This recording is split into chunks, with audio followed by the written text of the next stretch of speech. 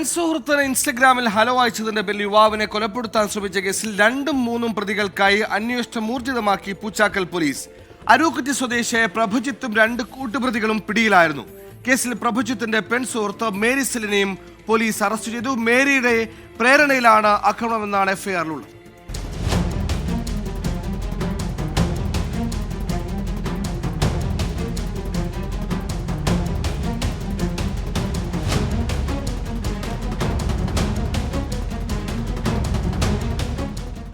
ഒന്നാം പ്രതി അരൂക്കുറ്റി സ്വദേശി 27-കാരൻ പ്രഭജിത്ത്, കൂട്ടുപ്രതികളായ CH യദുകൃഷ്ണൻ, അജയ് ബാബു എന്നിവരെ കൂടാതെ പ്രഭജിത്തിന്റെ പെൺസുഹൃത്ത് മേരി സെലിനെയും പോലീസ് പ്രതിപ്പട്ടികയിൽ ഉൾപ്പെടുത്തി അറസ്റ്റ് ചെയ്തിരുന്നു.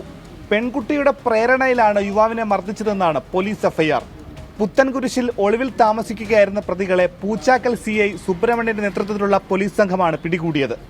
കോടതിയിൽ ഹാജരാക്കിയ പ്രതികളെ റിമാൻഡ് ചെയ്തു. കേസിലെ മറ്റു പ്രതികൾ ഒളിവിലാണ്. അക്രമത്തിൽ പരിക്കേറ്റ അരൂക്കുറ്റി സ്വദേശി ജിബിന്റെ വാരിയൽ ഒടിഞ്ഞ് ശ്വാസകോശത്തിനും നട്ടലിനും മുതുകിനും ഗുരുതര പരിക്കുകളോടെ ആശുപത്രിയിൽ ചികിത്സയിൽ കഴിയുകയാണ്.